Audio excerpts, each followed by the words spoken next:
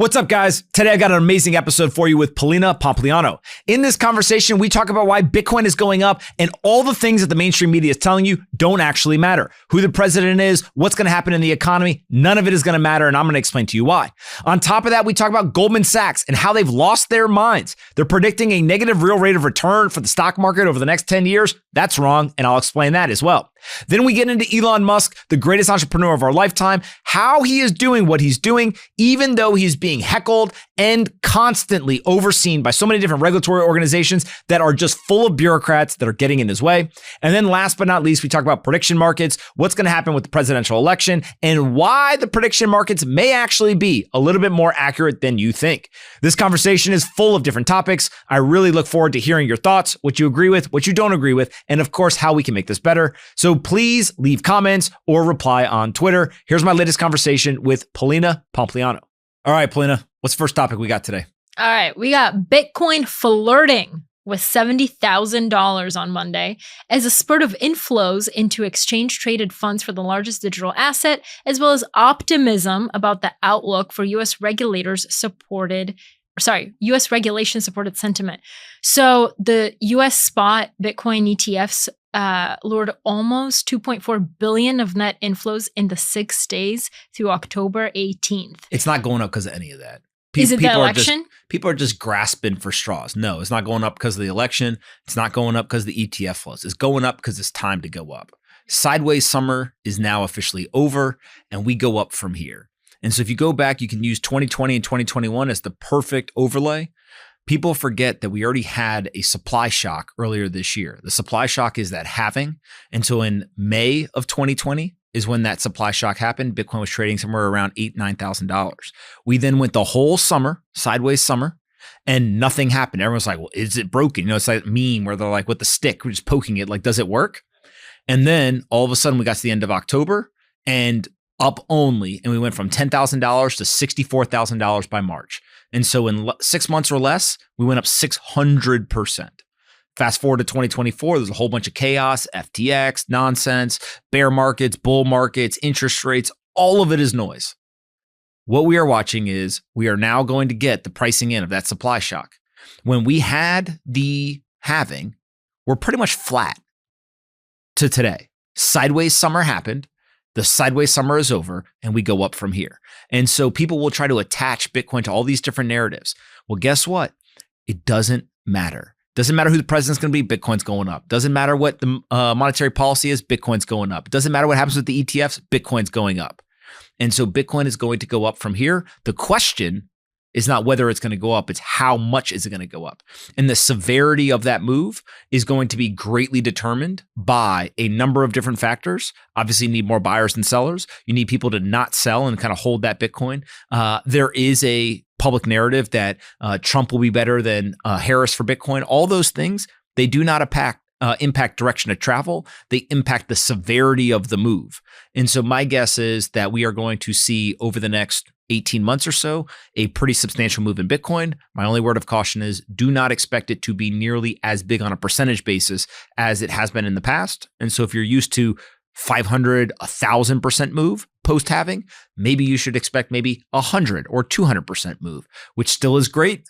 But as an asset gets larger and volatility comes down, the asset naturally can't just keep compounding at these really high rates of return forever. But let me just challenge that for a little bit. I hear what you're saying. Challenge away. Yeah, I hear what you're saying about like it'll impact the severity or the magnitude or whatever. But how can you say that, let's say it's been called the Trump trade, you know, people are expecting Trump to be much friendlier to Bitcoin in the crypto environment.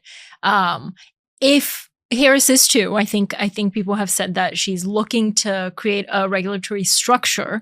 But let's say that there was a political candidate who got into office and suddenly was like, absolutely not. We're not going to be friendly. We're going to be more punitive than supportive. How is that not going to impact the price? That would be more bullish for Bitcoin, I think. Why? Because in countries where they have banned it, Pakistan, Nigeria, China, adoption goes up faster because the people understand that the government is full of shit. And so if the government says you can't have something, people are interested. Look at every industry that they've ever said you can't participate. The people revolt and they go and they adopt that industry. And so there's a huge argument that the war on drugs actually made the drug industry bigger. If you look at prohibition, yeah, sure, you pushed it into the shadows, but it actually probably made the alcohol industry bigger. And so if you think about kind of these industries have like a respawning of them. So look at nicotine as an example. Oh, we're going to slap all these labels. We're going to stop people from smoking cigarettes, all this stuff. Things that a lot of people say, hey, that's a good thing. We're going to tax the hell out of cigarettes. How many kids are running around with nicotine pouches in their mouth? How many kids are running around with Juuls and they're vaping? You didn't kill cigarettes. What you did is you just pushed it into other form factors. The people get what they want.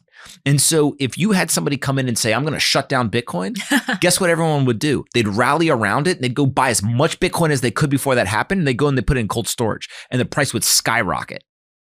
So actually by them embracing it, it is making Bitcoin something that is, it's not that it's not going to go up. It's just not going to be a violent move upwards as people maybe think. Instead, you get what we've seen. Bitcoin is up about 60% so far this year. And so that's a great performance for any asset. But 60% in a year where gold is up 30% year to date, it's only up 2 times more than gold.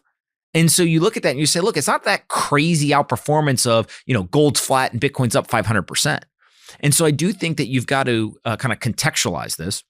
And then the other thing that you got to look at is both candidates are saying that they are going to be positive, but it doesn't matter. The president of the United States cannot really do anything to hurt Bitcoin. Mm-hmm. A lot of people say, oh, what do you mean? They could go and they could outlaw ownership. There's a lot of countries around the world that have outlawed ownership and Bitcoin did not care, continue to produce block after block after block of transactions, and Bitcoin is fine. So you can hurt the American citizens, but you can't hurt Bitcoin. And so that is really important because ultimately Bitcoin's value is derived from the fact that it is not controlled by anyone. It's never been hacked. It is a programmatic monetary policy that is globally accessible to anyone in the world. And that is a very nuanced component because in a weird way, the most powerful person in the world, the president of the United States, cannot wound and kill Bitcoin. Instead, Bitcoin will survive the president. Bitcoin will survive the country, and Bitcoin will also continue to produce blocks of transactions regardless of what policy is in any one country. And the craziest part is even if every country came together and they said, we're all going to collude and we're going to shut down Bitcoin, they couldn't do it. Bitcoin is the strongest computer network in the world. If you take AWS, Google Cloud, and Microsoft Azure, you put all that computing power together, Bitcoin is still bigger than all of them combined. Mm-hmm. This thing got talk about the public health crisis that got let out of a lab. This thing got let out of a lab in terms of the free market of ideas. And it is winning in a meritocratic kind of world because it is the best idea. It is the best implementation. And so people want to attach these narratives because it makes us feel better. But the simplest explanation is the most likely. Mm-hmm. Bitcoin is going up because it's time to go up. Because we had a 50% supply shock. Demand has not changed. Actually, it has increased. Bitcoin's gone sideways. The coiling of the asset is ready to unleash. And here we go. In a small nuance, but you said that, the returns may not be as lucrative now. But isn't the fact that the volatility has kind of dampened a good thing, meaning that Bitcoin is now so mainstream that you shouldn't expect these big swings in either direction? Yeah, I do think that there's a very strong argument. The Bitcoin community is good at a lot of things. One of the things that it is not good at is intellectual flexibility. And what I mean by that is it's very hard for Bitcoiners to hold in their head, I want mass adoption, and I'm willing to give up returns for it. But that is what mass adoption means, is if you want everyone to hold the asset, then you are going to get a dispersion of ownership. You are going to get a dampening of returns because it is less risky. So buying Bitcoin in 2024 is child's play compared to buying it in 2016. But if it is less risky, the risk you take is the return you get. And so you should expect a lower return. Now, the nice thing is Bitcoin is still quote unquote riskier than buying the S&P 500. So you should expect it to outperform the S&P 500. And risk is not true risk. Risk is basically how many people in the market believe that this is safe, likely, consensus, you use your term of choice. And so my expectation is that Bitcoin will do better than gold, stocks, real estate, anything else, but it's just not going to perform on the upside to the degree that it has done it in the past. By the way, that's what every cycle of history so far shows, is that the returns in the first cycle were highest, the second cycle were second highest, the third cycle were the third highest. It's going to continue. But Bitcoin is up 60% to start the year. There's not very many assets that you could have bought at the start of the year on January 1st and outperformed Bitcoin. And so I'm not bearish. I'm not saying that you shouldn't buy Bitcoin or hold Bitcoin. What I am saying, though, is you should understand that happiness comes from a meeting of expectations and reality. And if your expectation is that Bitcoin's going to $500,000 in the bull market, and that doesn't happen, you're going to be unhappy. You're going to feel disappointed. But instead, if you have lower expectations and reality matches or exceeds that, then you will be happy. And so set your expectations lower for any sort of price movement in a bull market. And that is the way to guarantee that you are happy over the next 18 months. Fantastic. Goldman Sachs says U.S. stocks are unlikely to sustain their above average performance of the past decade as investors turn to other assets, including bonds, for better returns. You say, so Goldman also says that the S&P 500 index is expected to post an annualized nominal total return of just 3% over the next 10 years. You say you disagree with this analysis. They Why? should fire whoever wrote that report. That's how dumb that is. Why? If somebody in our organization wrote that report, I would fire them. You know why I would do that? No. Because it is a mark of stupidity. Let me explain why. If you hold bonds, you're an idiot. That point blank period. TLT over the last— This is not financial advice. TLT over the last 5 years is down like 25%. How is holding bonds? You don't make money. The real return on bonds is negative. On top of that, you get the capital is being eroded away because of inflation. Right. So people sit there and they say like, oh, I'm holding bonds. I have a 3% return, blah, blah, blah, whatever. No, you don't. You're losing money. You are losing money. Inflation isn't keeping up with. Yes. Bonds drive a negative real rate of return. And so it is dumb to hold bonds that do that. Again, you can argue with me all you want. That's dumb. How do I know? Because I have money in the market. Does the person who's writing this article, are they buying bonds? Show me your portfolio. If you're telling people that bonds are going to do so well, go put 100% of your portfolio in there. Because if you're not willing to do that, then you shouldn't be able to write this report. On top of that, the idea that the S&P is going to return 3% over a year for the next 10 years, that's the nominal rate of return that they're talking about. So if you add in inflation, they are basically saying that the stock market is going to return a negative return for the next 10 years. But let me stop you right there. Hold on. They say they also see a roughly 72% chance that the benchmark index will trail bonds and a 33% likelihood they'll lag inflation through 2034. Are these people stupid? Do they understand how finance works?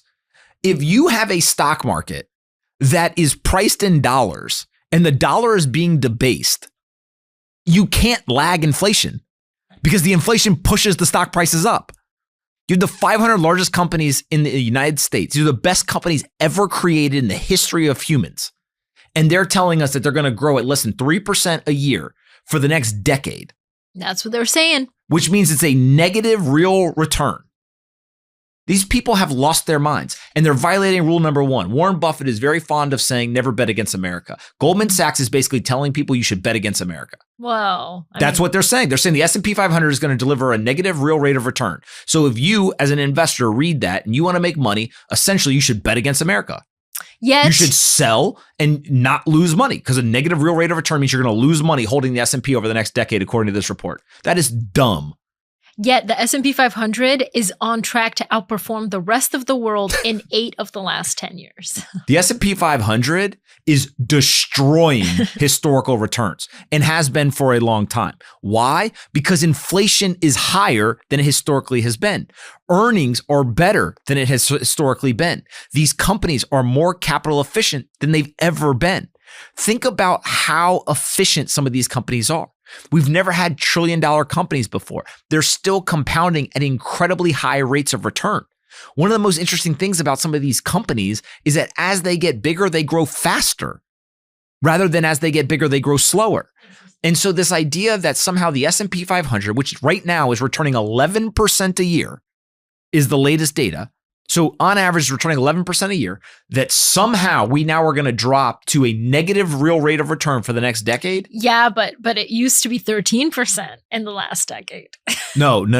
Yeah. That's part of adding to the 11%. It used to be, if you go all the way back to 1920, the average rate of return for the S&P is like 8%. So now it's 11 if you go and look over I think the last like 2 decades or so. So it's actually increased. And some of those, depending on which time lapse you take, right? I don't know what it is, maybe the last 7 or 10 years, maybe it's been 13%. And so if you then zoom out over 20 or 30 years, it's 11%. And so you can manipulate this data to say whatever you want. The one thing that I'm sure of, again, is whoever wrote the report, are you short the S&P 500? Are you short? Show us your portfolio, or are you just screeching on the internet? Because there's a hell of a lot more people who are betting that the S&P 500 is going to go up compared to the people who think it's not. And so it goes back to, they put out these research reports. Show me that you believe what you're saying. Show me your portfolio. Because if you're claiming that the S&P 500 is going to have a negative real rate of return, I want to go buy a gun. Because that means America's going to be in a really bad spot, right? I want to actually start thinking about a hell of a lot of things other than my investment portfolio. Because what would happen if all of a sudden the S&P returned a negative real rate of return? What about all the pension funds that owe money to people? What about all the people who are depending on the stock market to be able to live their life moving forward? All that goes away if you have a negative real rate of return. And so it goes back to the fact that this is insane. It is just showcasing either one, they're looking for attention. They got it. I'm paying attention. I'm talking about you. Or two is they don't understand how the debasement of the currency and the stock market is related to each other. How is it possible that the analysts at Goldman Sachs don't understand the debasement of currency? Have you talked to some of these people before? All right. Again, there's some people, forget which company, there's some people who work in finance that are very smart, but there's a hell of a lot of people that are really dumb. And the best way to show it is, if you're so smart, why aren't you rich? Right? Warren Buffett has a great quote where he says, Wall Street is the only place where millionaires ride in their Bentleys to go take advice from people who don't have $1 million that ride the subway. Right? That's Warren Buffett saying that. The whole point is that this is just a propaganda factory, that they are putting these things out into the world. Oh God, and they're making things these got claims. Spicy. But if you're so smart, why aren't you rich? Wow. And again, it goes back to, there's a difference between the people in the market and the people commenting on the market. We need both. It's important to have both. There are times where the people in the market are wrong and the analysts are right. And the people who are producing the research, they're right. And when that happens, I promise you that the researchers, they take their victory lap. They say, I told you X was going to happen. I told you Y was going to happen. Look at how bad the market was offsides here. Look at what happened in the housing crisis. I'm the one who wrote the research report, blah, blah, blah, whatever, right? But when the opposite happens, the market participants should also, they should call the foul. I'm throwing the yellow flag. I'm saying, listen, you guys, this is a penalty. You can't write a report like this and just get off scotch-free and no one critique it. Scot-free. Scotch-free, scot-free, whatever. Probably a guy named Scott wrote the report. Scotch-free, get you scotch tape out. Okay. I'm just saying that we should call it out. We should say it's stupid. And by the way, if the analyst wants to make a bet, I would gladly bet over the next decade that the S&P does more than a 3% nominal return. Yeah. I can almost guarantee you that they won't take me on the bet. I will make a note and we'll return in a decade and rediscuss. That's fine. Okay. Let's talk about Elon Musk. Elon Musk has been busy. Skin in the game. Busy. And in 1 week, he's caught rockets with some metal chopsticks. He has launched humanoid robot things. And he's putting robo-taxis on the roads, kind of. Okay, let's start with the Starship rocket. Fun fact for those of you, we watched it live with our 2-year-old in the room, and Anthony said a bad word when Elon caught the rocket with I said holy SHIT. No, you said what the Oh, I said both of them probably. It was a holy shit moment. It was a oh fuck moment. So I looked at him and I was like, oh. And then, of course, just ran around the apartment yelling it all morning. Well, at least we know she listens to me. She does. So let's talk about that. This rocket was caught in a giant mechanical, like, chopstick situation as part of its 5th test flight. What I thought was interesting about this is that Elon Musk himself did not think that they would catch it. He thought it would take a few tries, but they caught it on the first try. What do you think? Because he set the expectation to meet reality. The odds that the first time in human history, we're going to launch the largest rocket ever created by humans. And when it comes down, we're going to be able to catch it in a thing that no one's ever done before is very low. And so if you go in and you say, you know what, we're 100% likelihood we're going to be able to do this, you're probably going to be disappointed. But instead if you say, I actually don't think it's going to work, but we're going to use it as a way to learn and then we're going to do this again, then if it works, you're, oh my God, that was amazing. And so it's just being pragmatic.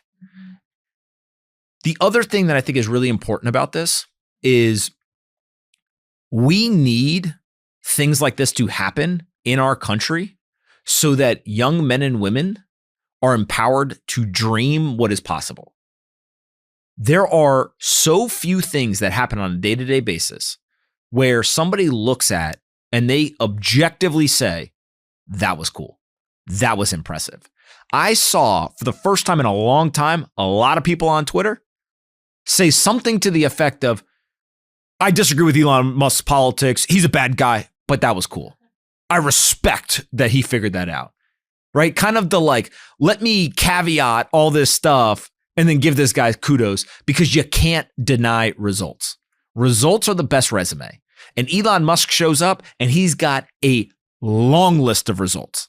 And most of the people critiquing him online, all they got is hot air. And so watching something like that, how many people, I mean, I did it. I turned it on, I got our kid and I said, sit here, right here, watch this thing. Whether she remembers or not doesn't matter. Well, to the point where she's now so excited about rockets and space, she is having a space-themed birthday party. Because you end up being inspired by the things that you are exposed to. Right. And so it doesn't matter that you can't explain to a kid how it works. It doesn't matter that a kid doesn't even understand 100% of what's happening. All they realize is that humans can do anything. And so my brother tweeted out a picture of the original Wright brothers flight and then of SpaceX catching the rocket. 100-year difference. In 100 years, we went from can we fly to we can fly without people and catch ourselves in rockets in the air. The iteration. Imagine what happens in the next 100 years. Yeah. And so it goes back to this idea that regardless of what you think of Elon Musk, I don't care because objectively, he is the best entrepreneur of our lifetime. He's solving real problems. And we are now figuring out that SpaceX can do things that governments can't. And that's the power of capitalism. That's the power of the private market. And anyone who is attacking him for things that are not on the playing field. It's kind of like watching football. We'll get to that. Right? You watch a football game. You can critique someone for what they do on the field, or you can critique them for what they do and say off the field. If you're objectively looking at who's the best player, none of the things off the field count. It's just, are you the best in between the lines? And in the game of business, Elon Musk, he's winning. Mm-hmm. It reminds me of the kid in school that like was always a little rambunctious or like would talk back to the teacher, things like that. Probably the smartest kid in the class. And then you would want to knock him for that, but then he would like, get an A on the test or like do things that were like, man, they're smart, but you want to not like them for certain things. I think when I was in school, I used to talk in class a lot, which that's not shocker. That's not very encouraged. And the teachers would always be like, stop talking. What did I just say? I had 100% accuracy. I could repeat back to them exactly what they just said. And they would get so frustrated. And I didn't know how to articulate it at the time, but I was bored. I would just sit there and just be like, okay, like I already read the book thing. Like I don't need you to then regurgitate to me what's in the book. Like, do you even know what you're talking about? right? And so I do think that looking at people with idiosyncrasies, right, and all that kind of stuff goes back to Elon said it on SNL when he hosted it. He said, "I'm trying to go to Mars. Did you think I'd be normal?" Right. Kanye West, show me a genius that's not crazy. And I think that those things, there's a very strong hint of truth in them. And Elon just, kind of is the perfect embodiment of that idea. Hot take. I like Elon. All right. That shouldn't be a hot take. So the event also highlighted Optimus, Tesla's humanoid robot. It's capable of performing various tasks like navigating complex environments and assisting with manual labor. Here they have, a photo of a humanoid robot waiter, it looks like, handing people drinks. It can do assembly line work, caregiving, and even exploration in hazardous areas, demonstrating a broad potential impact across industries. I think this could be huge. I mean, obviously. It is going to completely revolutionize the world. If you think what Uber did, Uber essentially brought a private driver to every single person, right? Now, a private butler. All you do is you press a button and a car shows up. That used to be reserved at one point for kings and then eventually for rich people. And now anyone with a smartphone can press that button and the car shows up. What these humanoid robots are going to do, what do kings have? Butlers. They have staff. Oh. What do rich people have? Butlers. They have staff. What is the everyday person, regardless of wealth status, going to have? They're going to have a staff.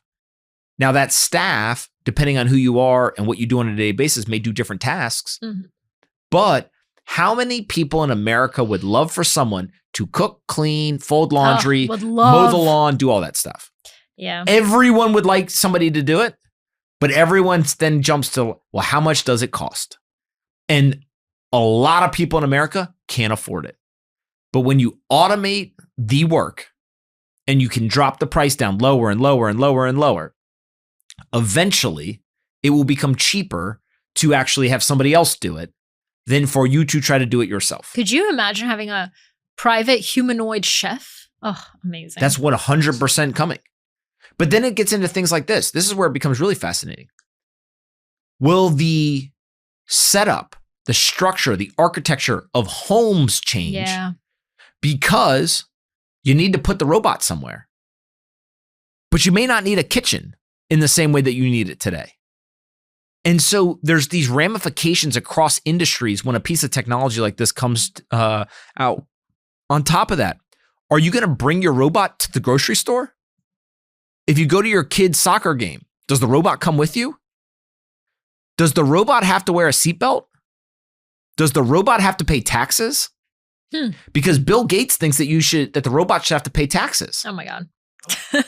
I disagree, but those are the questions that are coming, is if this becomes prevalent, right? Is the robot treated like a human or is the robot treated like a machine? I do think it's interesting that Musk, I'm sure there's strategy and like it's very methodical, but that he does want them to look human and it's not just like a box, right? Because easily this humanoid robot doesn't have to look like a human with arms and legs. It could just be like a box or some sort of vertical thing.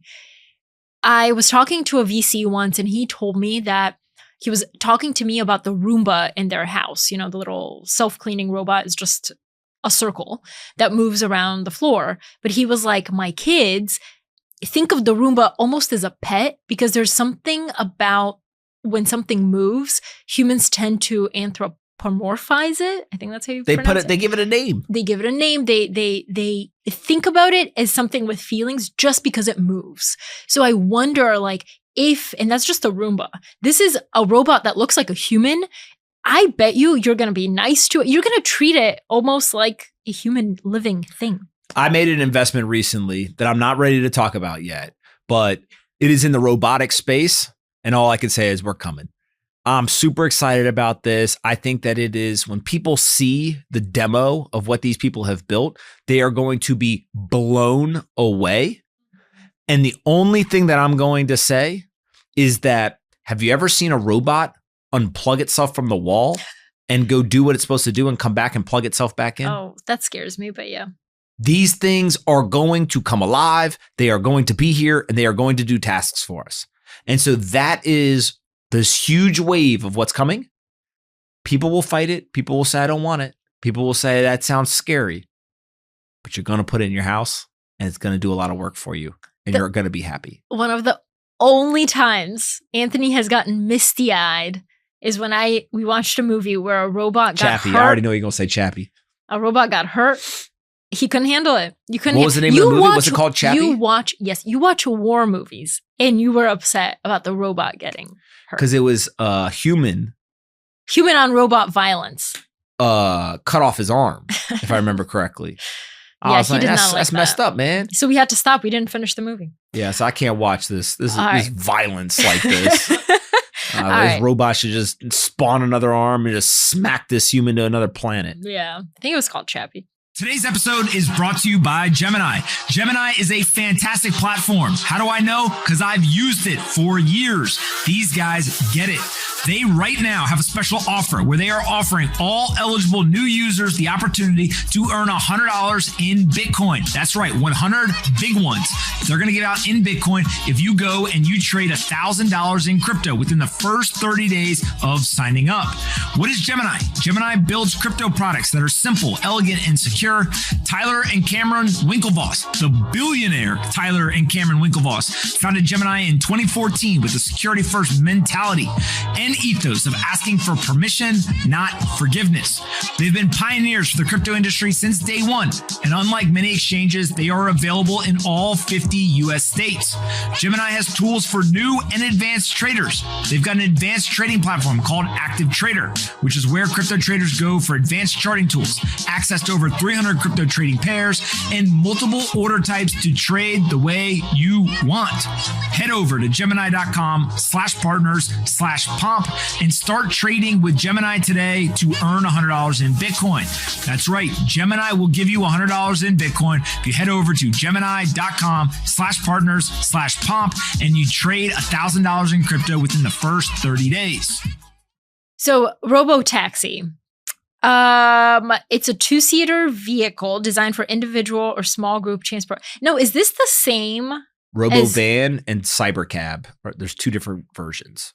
What is the one where like there's a camera in your Tesla and you can make money while you're not in it? Well, there's the Teslas that exist today, which are the consumer cars. Okay. Then there's Cybercab, which is you can own it and like rent it out, but basically just think of it like cabs that are full self-driving that just are like patrolling around a city, and you basically, call, comes pick you up.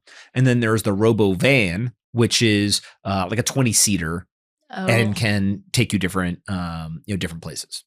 Interesting. Because I remember I was always asking you, like, why do the Teslas have this camera? And I think Elon's vision for the future is that people can generate some extra income by letting it be a robo taxi for the day and then collecting their income. Yeah. I mean, well, the camera has a bunch of different purposes. One of them in the future could be, hey, you can actually see what people are doing in your car. But also one of the things that it does is I believe that the camera evaluates whether your hands are on the steering wheel or not.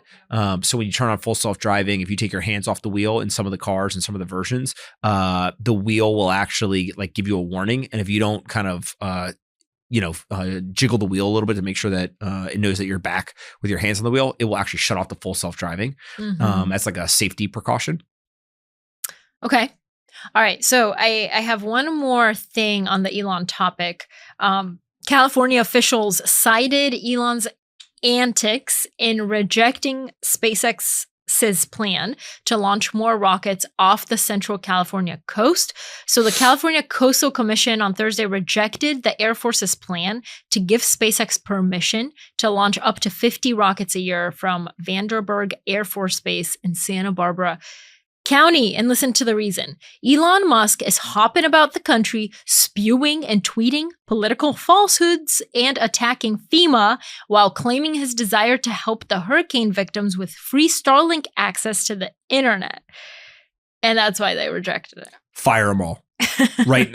Whoever can, whether it's the president on down, whoever is responsible, fire every single one of them. And when you fire them, put their faces on the front page of every national newspaper and say, we will not stand for abuses of power, unconstitutional behavior, or political lawfare. If we judged politicians on every lie they told, I think they'd all be rejected. I bet these people are on Facebook saying a bunch of nonsense themselves, right? And so it's got to be Facebook. That is, of course, it's Facebook. For sure. Of course, it's Facebook. That's how you stop this stuff in this country. Is you fire them and you put their pictures on the front page of every national newspaper and you say, these are the faces of people who are violating the Constitution, who are using political lawfare, and who are actively working against the best interest of our country. If you want behavior to stop, call it out and punish it. But instead, they live in California, and there's a bunch of people in California who are cheering them on. And so guess what? When they go on the weekend to their kid's soccer game or to a birthday party or out on Friday night, I bet that there are people saying to them, great job, way to get them. That is the difference. There's a fracturing in this country of two different types of people. There's a fracturing on one side of people who say, I believe X, but I am willing to defend free speech enough to defend your right to say things I disagree with. In the pursuit of innovation and bringing innovation to our area. No, just period. Not even innovation, just period. I believe X and I think you're wrong, but I'm still willing to defend your right to say the thing I think is wrong. That's one group in this country. There's another group in this country which will say, I believe Y, and if you say anything else, you're a threat to democracy, you're spreading misinformation, and we should put you in jail. That's the difference in the country. It's a very extreme fracturing. I've never seen this before. But the thing that gives me solace in the whole situation is that the people who are willing to defend free speech, they have history and they have accuracy on their side. And so guess what? Elon Musk is going to still be launching rockets after these people are gone. They may be able to give him a hard time right now, but he's still going to be launching rockets 20 years from now. And so when you see what is happening, the only way it self-corrects is if the people stand up and they say, you are wrong. You should not do this. It's unconstitutional to deny someone's ability to operate their business based on political beliefs. Yeah. Why don't we instead start saying things like, you can't drive on the highway if you're a Democrat? That's about the same thing that they're saying.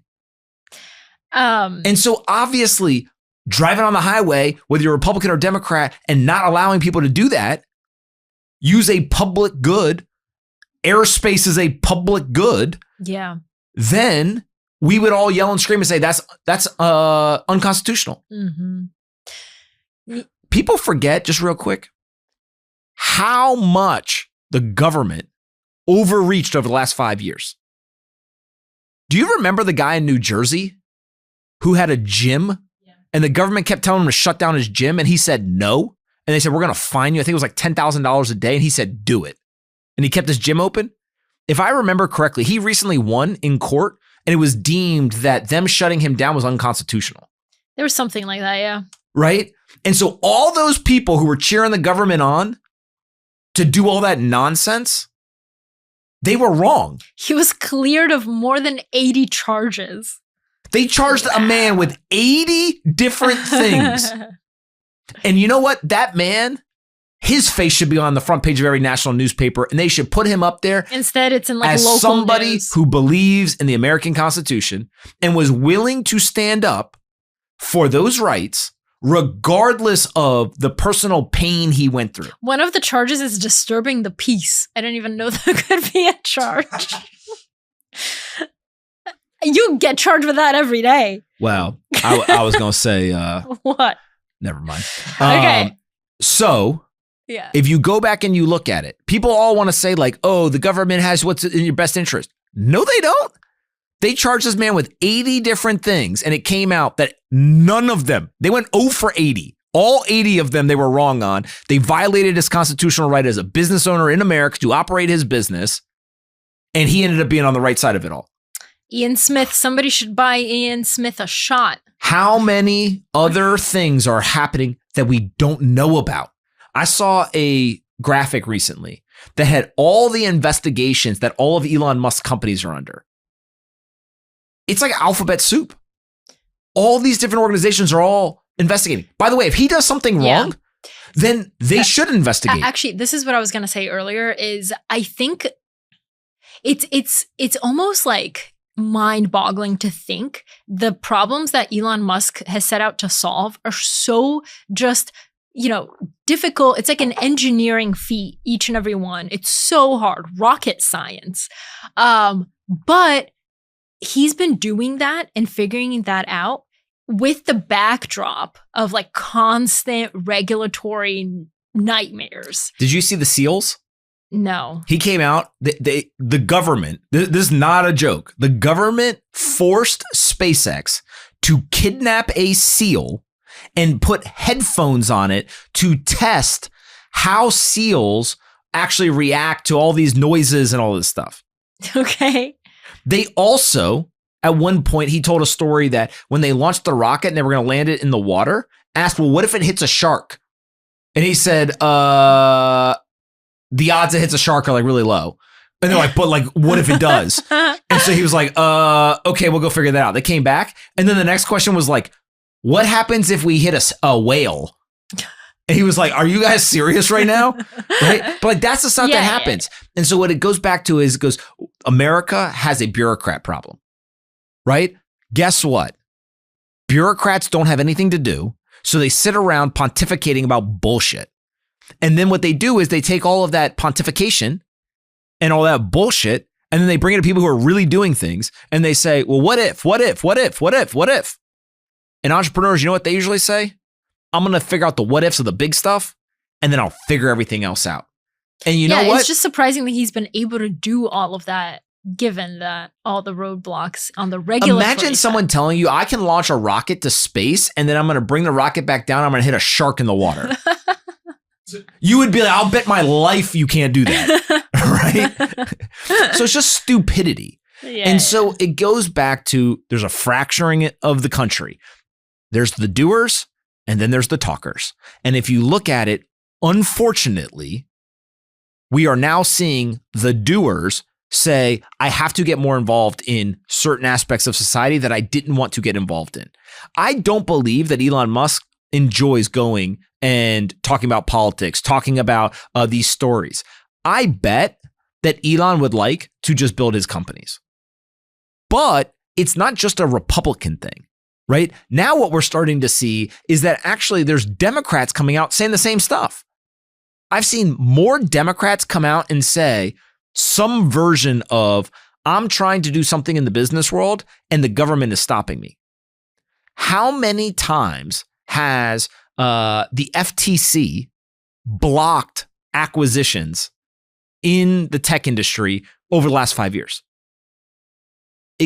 Keeps reinforcing this idea that if we want a country that is going to accelerate and have GDP grow and get results, we have to empower the people who are creating value. And so instead, we live in a country where people want to lionize success. Here's the thing that I think everybody should write moving forward. Every time you mention Elon Musk's name, you have to put next to it, Elon Musk, the man who paid the most amount of taxes in a single year in history, did blah, blah, blah, whatever. How much would that change the way people thought about Elon Musk? He paid $11 billion in taxes in a single year. It's the most money anyone had ever paid in taxes in a single year. But that's not the narrative. The narrative is, look at this leech. He's leeching off the US government. It's crazy. I know. All right. Well, on a more positive note, America has a new millionaire class, and it's made up of blue collar workers. This isn't new. It's not new. Okay, but wait.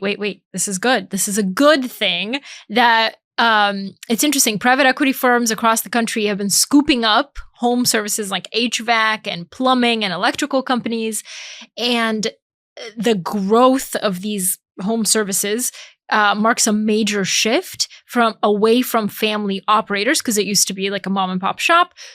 And the PE firms are offering these people 7 figures or 8-figure paydays, and suddenly you're running your like dad's HVAC business, and now you're a millionaire. What do you think?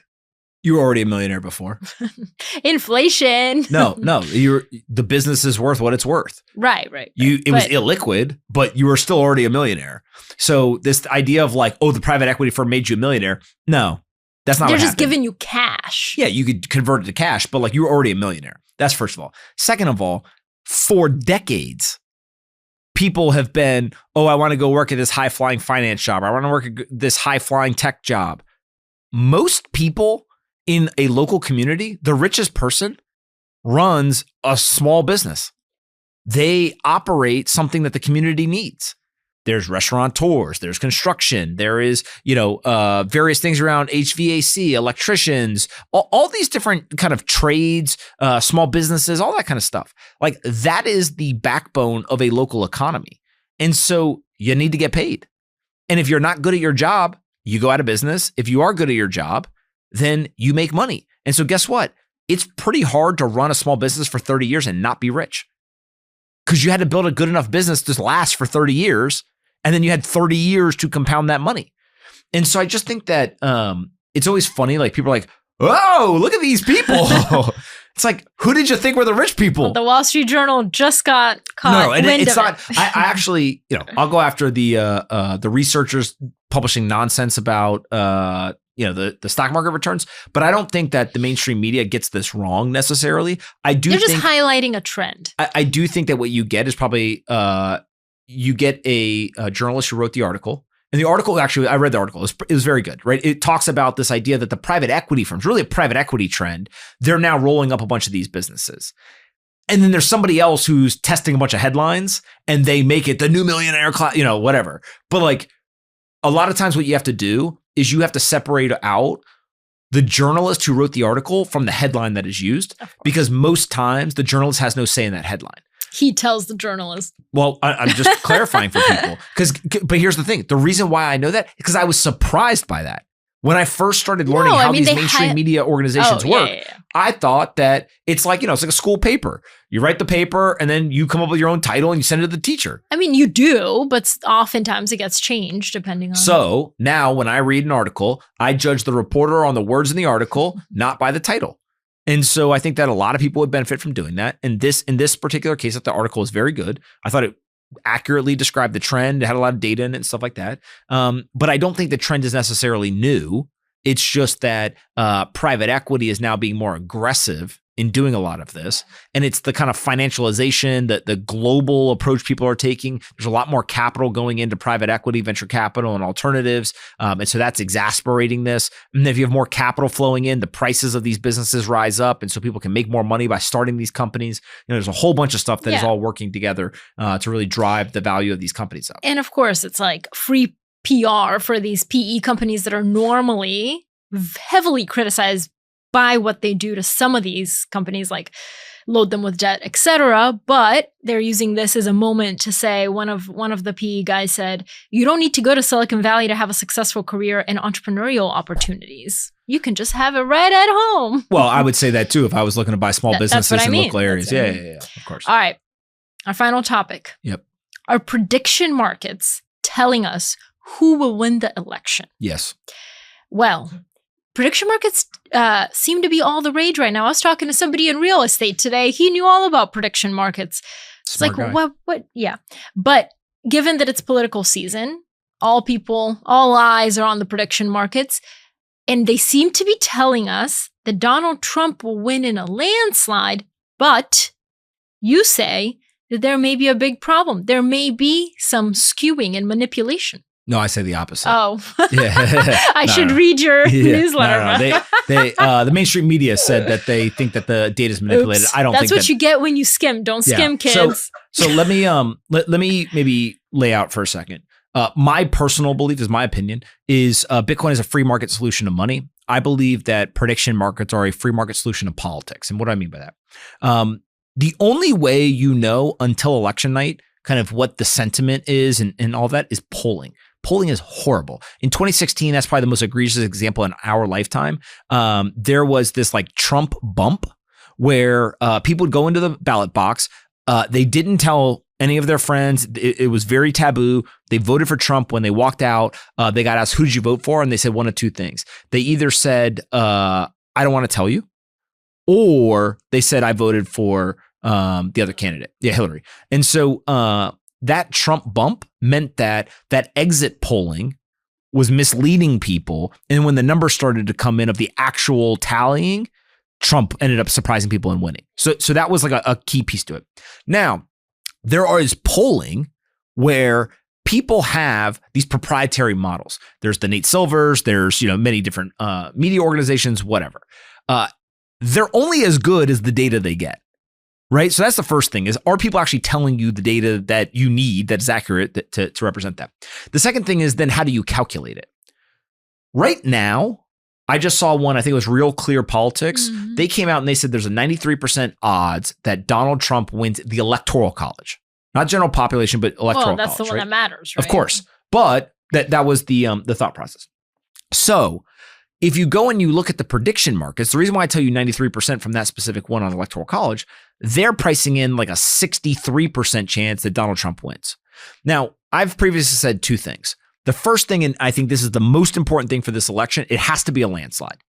Regardless of who wins, we need a landslide. It cannot be a close race, because if it is a close election, both sides are going to yell and scream that the other side stole it.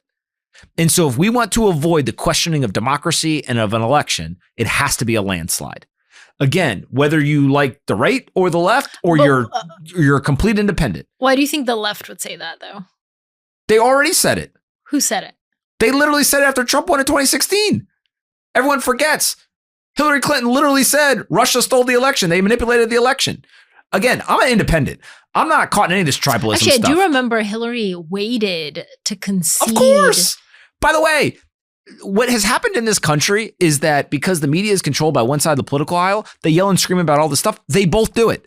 The national debt doesn't just go up under Republicans. It goes up under Republicans and Democrats. Republicans and Democrats, historically, both sides have claimed that the election was rigged, stolen, all this stuff.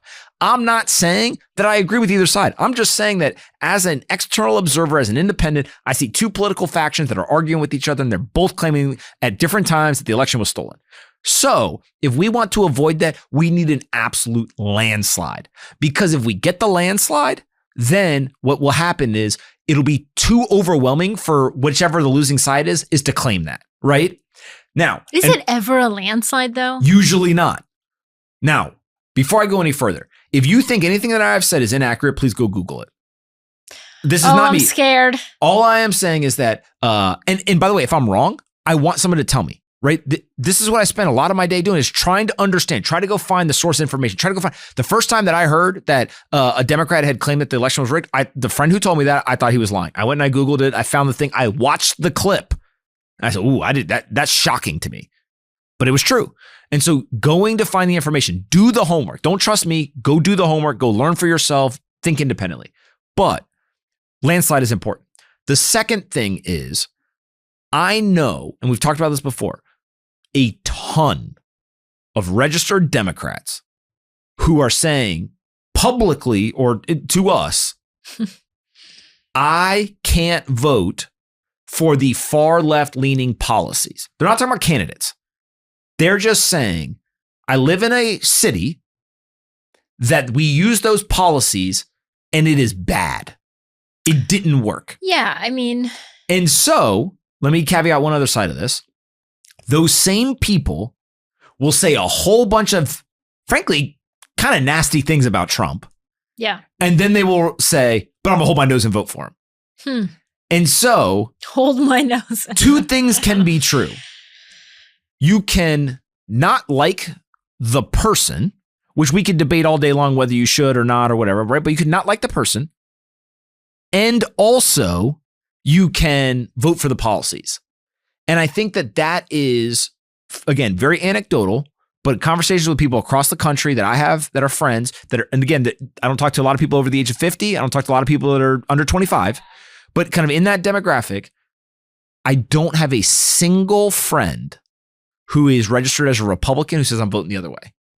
That to me is the like shocking anecdote. Yeah, I'm also an independent, but I think that people who are center left, I think the right has somehow like acquired those people or like moved just far left enough to capture some of the moderate left leaning folks. Yes.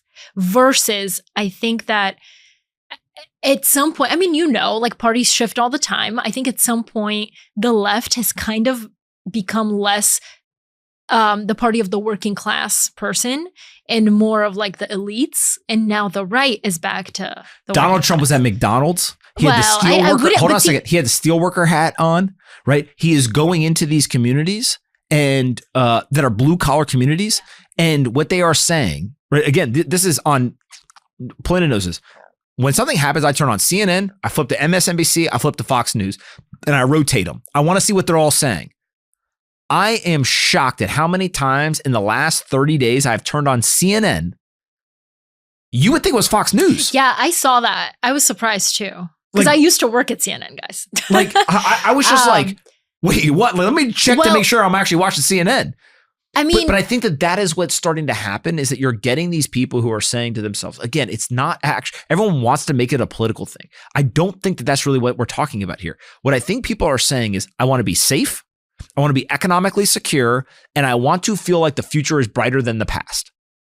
And so what they are asking themselves now is, which policy set is going to help me do that? And I actually think that Donald Trump and Kamala Harris both agree on what the policies are to get that done. And that's why you see them going towards the center. In what world are they both agreeing on no tax on tips, on the southern border wall, and all these different things they're agreeing on? Yeah. It's because it's clear to the people, which is then being communicated to the candidates. This is the path forward. Yeah. It's just now that people are going to go in a ballot box and they're going to ask themselves, who do I actually believe is going to do it?